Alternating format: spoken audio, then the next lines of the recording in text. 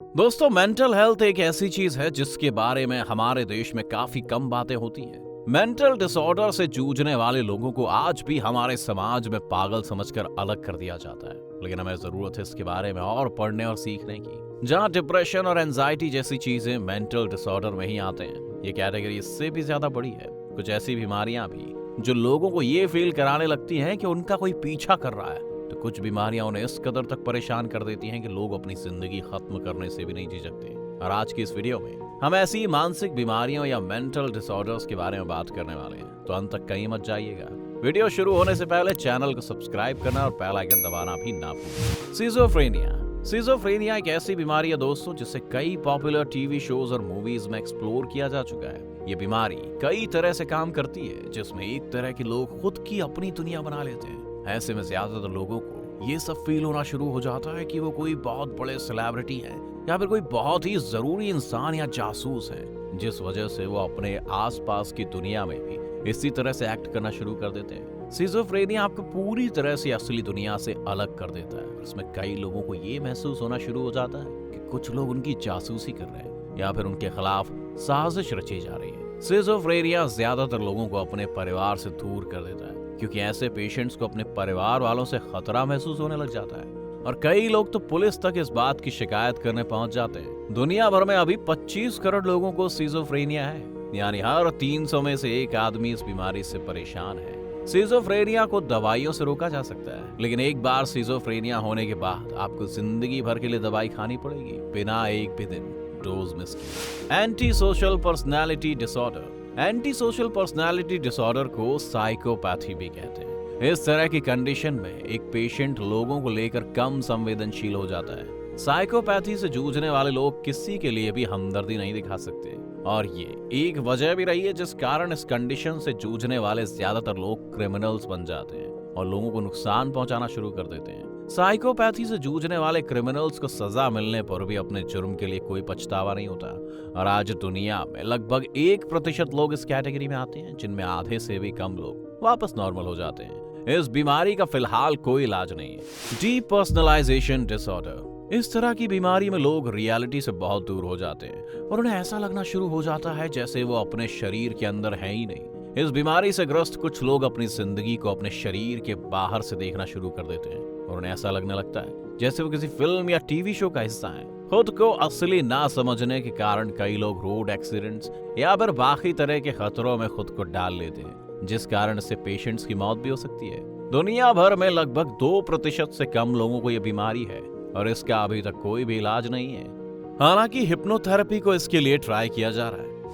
Factitious disorder. Factitious disorder एक ऐसी बीमारी है जिसमें लोगों को ये लगना शुरू हो जाता है कि वो बीमार है। इस बीमारी से ग्रस्त कुछ लोग सिर्फ लोगों की अटेंशन पाने के लिए भी बीमार होने का दावा करते हैं और हॉस्पिटल के चक्कर काटते रहते हैं। ये बीमारी अगर ज्यादा बढ़ जाए तो पेशेंट्स खुद को जानबूझकर भी नुकसान पहुंचाना शुरू कर देते हैं, जिसमें बिल्डिंग से कूद जाना, धारदार चीजों से खुद पर वार करना या फिर बस खुद की सांस रोक लेना जैसी चीजें शामिल हैं। दुनिया में लगभग 0.5% लोग इस बीमारी से जूझ रहे हैं और अब तक इसका भी कोई ट्रीटमेंट हम नहीं खोज पाए। Dissociative identity disorder. इस बीमारी का नाम आपने जरूर सुना होगा।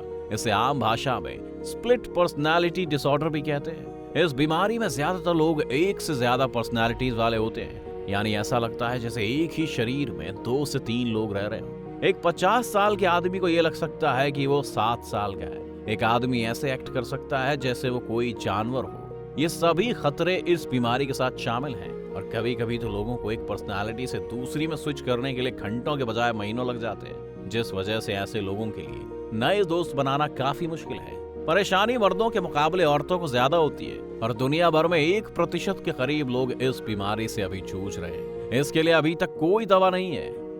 हालांकि हिप्नोथेरेपी को इसके लिए ट्राई किया जा रहा है।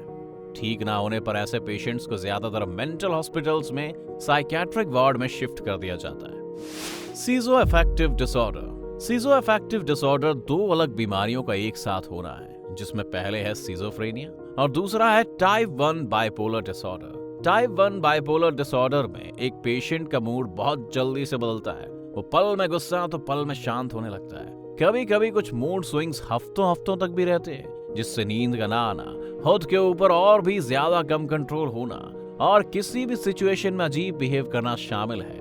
अगर समय पर इलाज ना मिले तो बाइपोलर डिसऑर्डर से जूझने वाले 1/4 लोग सुसाइड कर लेते हैं। सीज़ोअफेक्टिव डिसऑर्डर इससे भी कई गुना ज्यादा खतरनाक है, क्योंकि ना सिर्फ इसमें आपका मूड चेंज हो जाता है, पर सीज़ोफ्रेनिया के कारण पेशेंट अलग अलग चीजें भी खुद के सामने देख रहा होता है जो असल में है ही नहीं।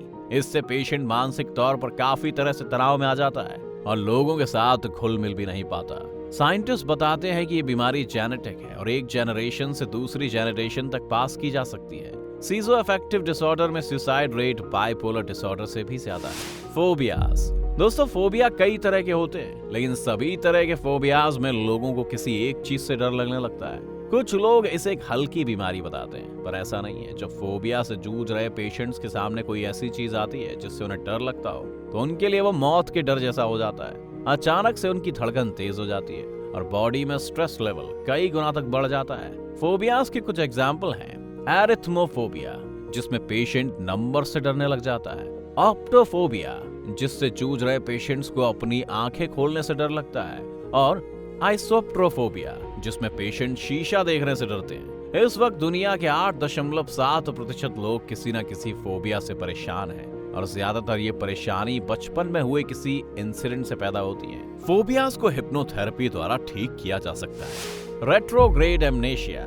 रेट्रोग्रेड एमनेशिया काफी अजीब बीमारी है जो जिंदगी में किसी एक्सीडेंट या फिर किसी और ट्रॉमेटिक इंसिडेंट से पैदा होती है, जिसमें पेशेंट एक स्पेसिफिक टाइम से पहले की या उसके बाद की घटनाओं को भूल जाता है। ऐसा बिल्कुल पॉसिबल है कि आपके लिए 2022 चल रहा है, लेकिन शायद रेट्रोग्रेड एमनेशिया से जूझ रहे पेशेंट को ये लग रहा हो कि 2011 ही है, क्योंकि उसके बाद का उसे कुछ भी याद ही नहीं है। इस बीमारी के साथ दूसरी परेशानी ये है कि कुछ पेशेंट्स नई मेमोरी बनाने में भी असमर्थ हो जाते हैं, जिस वजह से वो हमेशा हमेशा के लिए एक ही वक्त या साल में फंसे रह जाते हैं और ना उन्हें उसके बाद का कुछ याद होता है और ना नई यादें वो बना पाते हैं। उम्मीद है आपने इस वीडियो से कुछ नया सीखा होगा। क्या आप भी किसी ऐसे इंसान को जानते हैं जो इनमें से किसी बीमारी से जूझ रहा हो? हमें कमेंट्स में जरूर बताएं। साथ ही वीडियो पसंद आने पर वीडियो को लाइक करना और चैनल को सब्सक्राइब करना ना भूलें।